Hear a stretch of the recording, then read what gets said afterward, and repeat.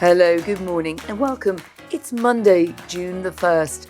This afternoon, over 1,000 pages of documents, emails and WhatsApps to and from Peter Mandelson are going to be released. How bad can it be? My name is Anne McElvoy from Politico. And I'm Sam Coates of Sky News. Well, awkward and uncomfortable are two words used to me about what we're being braced for, rather than resignation worthy. I think it stops short of that. We'll get the private thoughts of ministers, top officials, political advisors to the disgraced peer, all go into the public domain. And curiously, Anne, I'm told that initially some of our friends in those categories didn't hand over the messages that government initially demanded of them, and they had to be asked several times. I wonder if we'll ever find out who that was. That might be an unpopularity contest. All electronic communications in the 6 months prior to Mandelson's appointment and for the duration of his period in office as ambassador will be included in the data dump. Today, we know that one exclusion, however, is material the Met Police have requested be held back while they continue to investigate Mandelson for misconduct in public office. So we don't get the vetting file prepared ahead of his appointment to Washington. Dan Bloom at Politico wrote a few weeks ago, however, that it's not as much as some thought Parliament had initially voted for, and that had been agreed to, but then sections damaging to international relations are excluded to some extent from the disclosure. And that, I think, will still remain controversial. Yeah, we've been hearing over the last 24 hours from members of the Intelligence and Security Committee, Lord Beamish, that's Kevin Jones when he was an MP, who was reassuring people that due process has been followed. We'll make our own minds up a little bit later today. The role of the ISC, Intelligence and Security Committee, an interesting one here. Government gave them documents and they say they then decided what should and shouldn't be released. But of course, that does depend on the government giving them everything in the first place. We'll see whether they all agree that they got everything that they should have done. I do understand, and we're going to get quite a lot of redactions. There's going to be a lot of black this afternoon. Because I think that's what will happen to an awful lot of the memos, the internal memos that went backwards and forwards vis-a-vis Peter Mandelson's day job once he became ambassador. So I do wonder whether bits of this will end up feeling a little bit shortchanged, and just how aggressively the government ended up using that international relations exemption. Yeah, that will be really fascinating to see. And the way this is going to roll is Darren Jones, the Chief Secretary to the Prime Minister, also possible leadership contender, we read this morning. So he gets up at some point after 3:30 to answer questions on the document. Judging by what happened last time, the emails will already be released into the public domain by that point, so we'll all be poring over them. And Jones himself was in the Treasury throughout most of the time that Mandelson was ambassador, and yet this is the latest in a long series of statements he's had to make in the Commons, Sam, on this topic. You can make the argument that he is showing a certain grit here as someone who is playing a neutral role when there will be a lot of very strained faces behind him on the Labour benches. So I'm wondering if that potential run for the leadership is a kind of masochism strategy. Yes, there's a sense of taking one for the team here from him. I'm told that the juicy stuff is still in the disclosures, which is why ultimately has been judged uncomfortable by those people who've been working on the material. But I do wonder, Anne, how much of what we're about to get will end up being superficially embarrassing. So niceties to Peter Mandelson that now look out of date given everything that's happened and the fact he's been utterly disgraced, people sucking up to him, and then a sort of slew of opinions offered by Peter Mandelson who really couldn't keep his views on pretty much anything to himself, but were then perhaps politely ignored or parked by the recipients of those messages. You know, given the redaction process could be quite heavy-handed, I do wonder how much the actual substance that the combination of Whitehall and the ISC have managed to keep out of our hands. A lot of the worst stuff, by the way, seems to come from the government's preferred method of communication, which is WhatsApp. as far as I can glean. So it's sort of printouts of WhatsApp messages that will be the stuff that catches the eye first. But again, I have to say, much of Westminster's WhatsApp, as you and I both know, is on the disappearing messages setting, 7 days, 30 days. This stuff just doesn't hang around. And people are pretty careful now. And what I think this will mean is that some people turn that setting on and aren't in the firing line, and there's not a lot from. And some people didn't turn that setting on, and we get a lot of messages. So I think it'll feel quite uneven. And there's a third category of people who will pretend that disappearing messages were turned on, and it turns out that it wasn't. But nobody can ever know because there's no central database. I couldn't get an answer to the question of whether or not Keir Starmer's WhatsApps and texts are included in this disclosure. So that'll be one of the first things that we look for a little bit later when I'm sitting next to the big screen from about 3:30 this afternoon. But I do wonder whether at the end of the day, critics of sort of the Westminster process are once again taking the keyboard warriors are taking to their keyboards and accusing Westminster of engaging in an orgy of tittle-tattle. But if that's the case, then I think that'll be a big tick for the new Cabinet Secretary, Antonia Romeo, who would chalk that rather than a mega diplomatic incident that upsets Donald Trump. I think should chalk that up as a win. There's going to be plenty of armament for the keyboard warriors, whichever side of the keyboard wars they're on today. The political embarrassment is nailed on to be guaranteed. One person familiar with the file's content telling Andrew MacDonald at Playbook this morning that it was going to be toe-curling with various public figures' private mutterings about each other exposed to the public. And we know that Peter Mandelson was always a major gossip exchange point, Sam. So, yeah, we don't expect that's going to go down without some blushes, especially from those who had a trusted and lengthy relationship with him. But the expectation within government was, and you suggest the same thing, I think, that the content wouldn't necessarily be so bad that it would lead to any resignations, or at least not directly. It's also worth noting that we know a lot has been sifted out, so it's worth looking for what is not in the files as well as what is in it. And that's before we get to the folk, as you described it, prescient enough to use, or cynical enough to use, disappearing messages. Although one minister did say to me, a lot of us were relatively late to this wheeze to ensure that their thoughts remained temporary, as he put it. It does seem odd that you could still delete messages after the humble address, but there is no way, at least as far as I understand, there's no way that can be gone after unless you're part of the Met investigation. So the big question seemed to me to be, how does all this play into the leadership race? Does it kibosh any hopes for the Keir succession plans and the runners and riders? Does it do fatal damage or not to people we think might be in the frame here for the major embarrassment? So that would probably be the old Blairite, or nowadays sort of Blairite faction, such as it is in cabinet and among senior ministers. And just one thought as well. This is, I think, also a major systemic failure. It did lead to the departure of Ollie Robbins at the Foreign Office, when Starmer essentially blamed him for the handling of the vetting, or the vetting failure. And there's also a question that The Guardian is asking, which seemed to us at Politico a good one, as to whether, if Mandelson was considered a borderline case, which is what the vetting said, well, was that in any sense reasonable, or did the system fail so utterly that it failed to understand the risk of appointing Peter Mandelson, and then also failed to put in the mitigations, so-called, whatever they were supposed to be, for him to do his job while taking on board that risk. So I think there is a bit more to this than just the red faces. Yeah, well, we'll assess that as it comes out. I do wonder a little bit about the timing of all of this. And at this point, I'm going to sort of pull out and look at the bigger picture of where this government is. A bit of me wonders, well, it's not just me, also Labour sources were wondering whether or not this couldn't have just happened a little bit earlier to lessen the embarrassment for Keir Starmer's government. And the reason I say that is because we're now firmly in the legacy period of Keir Starmer's premiership, I have to say.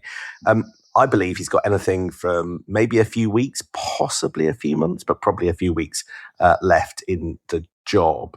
And yet here we are. They've left this so late that it's going to dominate one of the sort of 3 critical weeks that he's got before the Makerfield by-election on June the 18th.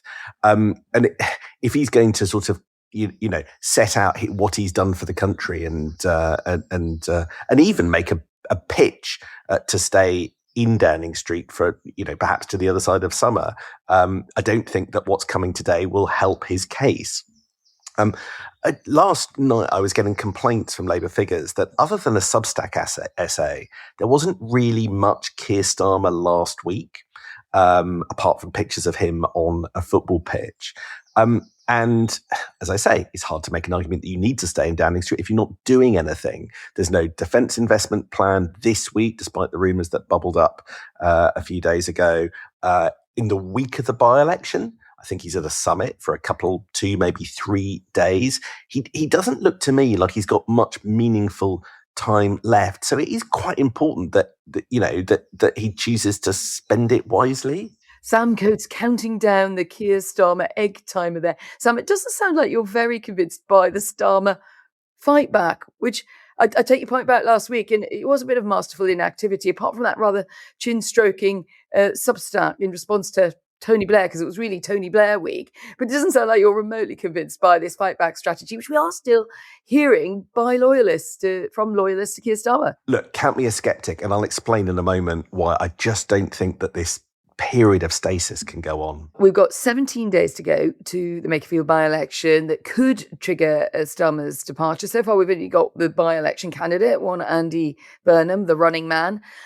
We've got one self-declared leadership candidate in the shape of Wes Streeting, and I've been having a look at his campaign, also a parallel campaign to what's going on there with Andy Burnham. And lots of rumours, figures, including Darren Jones, the masochism man today, who has to get up and front all this for the government on the Mandelson files.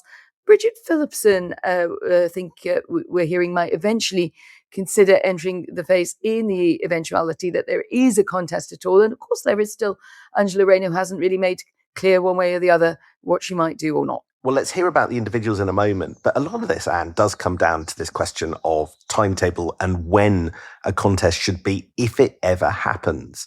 Because I think that we might end up having a transition of Prime Minister sooner rather than later. I've been banging on about this now for a few podcasts. But whatever's being said and whatever is being planned for, because I saw over the weekend, we've got allies of the Prime Minister and Andy Burnham kind of wondering whether or not there could be a sort of period until conference, effectively, so he can get his ducks in a row and then a handover at conference, which superficially makes sense. But I do wonder about that once we get down to brass tacks, and I'm sceptical that a timeline could be that slow. Look, ministers over the weekend were telling me again that officials are telling them that once we get into any greater period of instability or a leadership contest, they are effectively in purdah. That means that no effective government, no big decisions, nothing controversial can happen, will happen. The civil services will just sort of make sure it doesn't happen during that period. But I ask again, the idea that we wait until October to get a new Prime Minister, and also not just a new Prime Minister, but new cabinet figures in each of the big briefs, probably, or at least some of the big briefs. No work can start on so many of the most challenging, most difficult issues facing the country until there is a new set of cabinet in place. Are we really going to put everything on hold until October? That's 4 months' time. So as much as I read plans for an orderly transition across many months to give Keir Starmer a polite exit, well, that's 4 months that this government, can it really afford to put everything on hold? But that is exactly, more or less, what Wes Streeting needs to happen if he is to turn a coronation of Andy Burnham into a contest that he can take part in, which is, the goal of Wes Streeting. But Anne, you've been looking at his campaign. Is it possible? Do you think he can do it? What's he up to? Well, I just got intrigued by what's going on Planet Wes, really, after the last weeks, because it was striking to me that there's a bit of a widespread view in Labour that he'd essentially blown it by not getting a contest started to oust Starmer when he resigned in May as health secretary, or didn't have the numbers, or as far as his campaign is saying, well, had the numbers, but wanted to have a fair fight with Andy Burnham. Maybe. Anyway, so I just was intrigued by that, and by the fact that Streeting is conducting what looks like a kind of parallel campaign. He was up in Newcastle last week. He's very active. I think we'll hear more and more of his ideas. We saw some in the Sunday Times interview yesterday that sort of balanced out that early sort of lefty Wes stuff by talking about wealth taxes and then appealing to the kind of hardline Remainer or Romaniac tendency on, like, could you get us back into the EU? But now he seems to be flexing many more reformist muscles. He's critiquing NI rises, national insurance rises under Labour, job killers, or stopping young people getting hired. Same kind of argument Jeremy Hunt is making in his new book, the former Tory Chancellor. Streeting's also taking on Ed Miliband over the North Sea oil fields, saying, look, there is revenue there. Times are tough. We've just got to flex some of our climate change principles and get on with it. So it struck me that there's a bit of a war gaming going on here. What is he trying to achieve? One is, I think, to get Keir Starmer to move sooner rather than later by keeping the pressure on. And I think actually Streeting does accept your kind of analysis, Sam, that you just can't have this go on forever. A contest, I think, is absolutely what he needs, because obviously a coronation is not going to favour him. I watched your video back about the gap in opinion and Labour, between opinion on Burnham and Streeting. That was a Sky YouGov a couple of weeks ago, because I watched it again yesterday. And you're right, he's so far ahead with Labour members, Burnham, that it looks impossible for Wes Streeting. So I did wonder then at the end of it, just a column that I wrote, whether, does it mean in the end that he's really looking for a role as a big player in a Burnham government, and that these interventions are about showing that he can move beyond the health brief because he's intervening on fiscal matters, on energy, etc., and that there's a politeness that he keeps using about competing with Burnham, not against him, but the word compete is still in the air, as in, I'm still here, I'm not going anywhere. I think that's fascinating. I do think it's for Team Wes Streeting to prove a couple of quite hard things. I've heard this business too of how, we can have a polite contest, a polite leadership contest that doesn't need to descend into personal rancor, just to sort of kick the tires on various policy positions of differing leadership candidates. I do wonder, I've never come across a polite leadership contest or deputy leadership contest in my life. I think just that argument let's just say Wes Streeting may need to prove that's the case, but he also needs to prove that he would be fundamentally different, that there is a need for a contest, that he would be different to Andy Burnham, and he needs to do so probably sooner rather than later. But he has a self-denying ordinance while the by-election is on from actually pointing out the areas of difference between him and Andy Burnham, because he doesn't want Andy Burnham to lose the Makerfield by-election, or at least that's their campaign's position. So it's very hard to justify the need for a contest where you don't know what the differences are, because you're deliberately not spelling them out in plain sight. So I think those are two of the hurdles for the Wes camp, but we'll see. That, like, in his defense, I would say that you don't win anything by not making arguments in politics, and he is quite clearly being the person that he wants to be at the moment, and there's not enough of that in politics. People who just stake out their policy positions, argue them, and present them to the party, whether or not the party are receptive or not. And it's kind of quite refreshing to hear people having a bit of a battle of ideas. So I think that's possible, but it's an uphill task. I just wonder on the contest point, whether the argument that he isn't making with Burnham is, actually, it's good for you to have me in a contest, even if he is tacitly accepting that he would not come out top. that, remember that was the whole point, wasn't it? We've got to open up this field of ideas. We've been too closed. Keir Starmer has been in this sort of Elsinore inside number 10, not hearing anything going outside the walls. So you could see that all of this kind of bouncy dynamic, Wes is everywhere, he's bouncing around ideas. Some of them seem to be in slight tension, but that's Wes treating.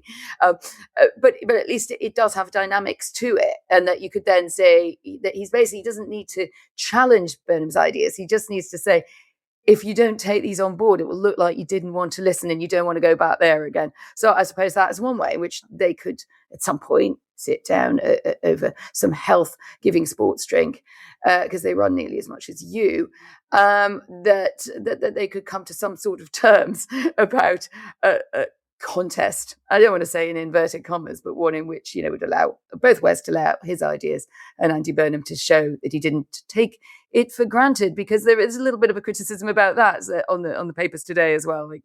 Things the mailers don't get ahead of yourself, Andy. I think I would argue quite strongly that my job on this podcast is to make you look brilliant, and you wouldn't be the star of this podcast without a small supporting role from a co-host, which is all a very good moment to wrap it up, because we've hit 20 minutes. Thank you very much indeed. Let's see where the Mandelson files take us. We'll be on telly all afternoon analysing those. It is a good day to come back to the podcast.